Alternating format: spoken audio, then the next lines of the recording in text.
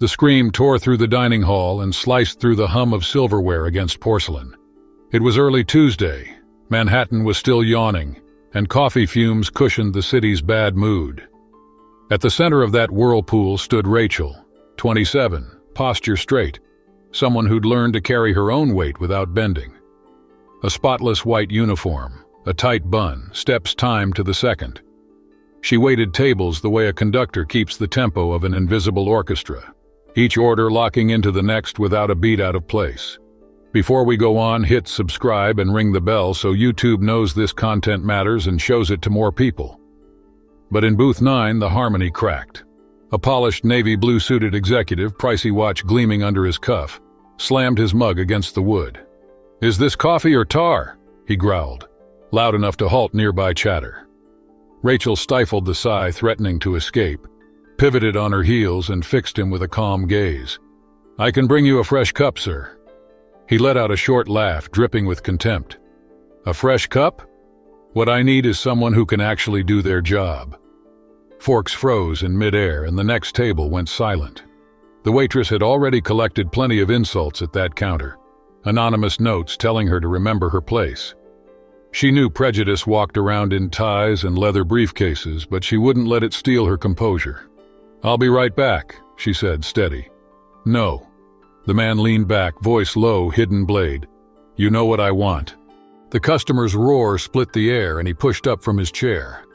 "I want to know how a place like this hires people like you." The dining room plunged into silence. Even the frying pans seemed to hold their breath. Rachel held her stance, hands tucked behind her apron, nails digging into skin. The aggressor kept going, spitting disdain. "You all act like the world owes you favors. Think that uniform makes you somebody?" Her lips trembled, but no reply came. He wasn't done yet. "You're just a waitress. Bet you can't even spell a customer service. My dog's got more discipline." Murmurs rippled among the tables. An older lady sighed. A man in a plaid shirt started to rise. Rachel raised a hand for calm, eyes locked on his. "Sir, sit down and let me work," she said firmly. He barked a harsh laugh. "Or what? Gonna call your manager? I've been bossing people like you around forever." That lit the fuse. Her body moved before her mind caught up. One step back, a precise spin, legs snapping out. Crack. The sole of her black sneaker collided with his jaw. His head jerked, body slumped onto the upholstery, sliding down the vinyl, dazed and small.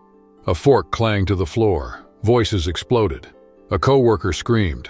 From the back, someone yelled, "Call security!" For a moment, nobody moved. Rachel stood over him, chest heaving, hands trembling, eyes of steel. "You don't boss anyone around anymore," she said. The man blinked, blood trickling from the corner of his mouth, searching for allies at the tables. None. Applause started in the back, spreading until it filled the air. Between the claps, someone murmured, "Surviving," and the echo rolled across the room. With measured steps, Rachel headed to the counter. Her heart pounded like a drum, but air finally filled her lungs. Maybe she'd be fired. Maybe the police would come. A red phone light blinked from another booth, filming everything. Even so, for the first time in a long while, she could breathe fully. Behind her, the customer staggered up, hand on his jaw, eyes blazing hate. "You're finished," he snarled. "Do you know who I am? I'm Victor Turner. You'll never work in this city again." Rachel turned. "I've juggled 3 jobs just to make rent. I'm not letting anyone get humiliated." The door snapped open. A tall woman entered, navy overcoat, heels clicking on the floor. Her pale face showed urgency. "Victor," she called. "What happened?" He pointed at Rachel, panting. "She attacked me." Her brow tightened. "Attacked? I just got 5 messages from customers saying you hurled racist insults at the waitress." Victor felt his throat go dry. "Before we go on, hit subscribe and ring the bell so YouTube knows this content matters and shows it to more people." Whispers sparked like embers in a room charged with electricity. Victor Turner, still rubbing his aching jaw, slowly turned to face Madison, his trusted executive, whose immaculate suit matched the chill in her voice. "Tell me what happened," she demanded, steadier than ever. He puffed out his chest. "She attacked me in front of everybody. I want my lawyers. We're taking this to court." Madison didn't back down. She pulled out her phone, opened the video shot by a curious teenager. and turned the screen toward her boss. From the first insult to the crack that sliced through the air, everything was there. 2.3 million views in 20 minutes, she reported while the like bar kept climbing. And the comments, they're anything but friendly. Victor swallowed hard. All around him, raised arms with phones were turning every second into permanent evidence. The waitress, frozen behind the counter, looked like part of a still photo. "I was provoked," he ventured, his voice almost fading. "No, sir. You were exposed," Madison corrected, stepping forward. She turned to Rachel, who was trembling but kept her gaze steady. "I'm sorry about what happened. I'd like to talk with you in private, if that's okay." The words hung in the air before she answered in a thin voice. "I don't want money. I'm just tired of being treated like I'm invisible." Madison nodded. Then she addressed the crowd. No mic, yet enough authority to hush the buzz. "This isn't just about what we saw today. It's about what we tolerate every day. As of this moment, Victor Turner is stepping down as company president." Victor felt his blood run cold when Madison's steady voice tore through the silence of the dining room. "Actually, I can." A passing waiter froze. Silverware stopped mid-air. 2 weeks earlier, the board had made her interim president to evaluate the former leader, and tonight's scene sealed the verdict. Victor, shaking, braced himself on a chair. "Over a waitress?" he muttered, trying to downplay the impact. Madison didn't blink. She stood up when nobody else had the guts. That's worth more than a title on a business card. Rachel felt the floor drop away. She'd come in for another hectic shift, hoping for modest tips and little attention. Now she was the spark of a corporate shakeup. To keep from collapsing, she clutched the counter like an anchor while every eye in the restaurant weighed on her shoulders. Her heart pounded, but she forced herself to keep her head high. Madison stepped until she was just a few feet away.